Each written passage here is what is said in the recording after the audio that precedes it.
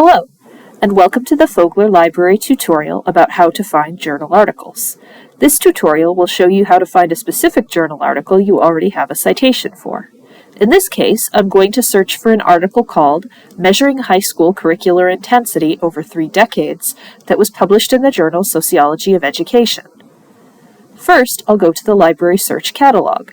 Beneath the search bar, you'll notice that one of the options you can use to filter your results is Articles. I'll select that option so that the only results I'll get from my search will be articles. Next, I'm going to enter the title of the article into the search bar and click on the magnifying glass icon to the right of the search bar to conduct my search. Notice that the article record tells you if an article has been peer-reviewed or checked by an additional group of researchers in that field. Sometimes professors will want you to find peer-reviewed journal articles for your assignments. The article record also lets you know if an article is open access, which means that it's not behind a paywall and is openly available on the internet. There are 3 options listed for this article: Get PDF, Read Online, and Available Online. Clicking on Get PDF or Read Online will take you directly to the article. Clicking on Available Online will take you to the complete list of databases this article appears in, so that you can decide which database you'd like to use. If you're having trouble finding the article you're looking for, you can try a journal search to see if the library has access to the journal the year your article was published. To do this, click on the Journal Search option at the top of the page.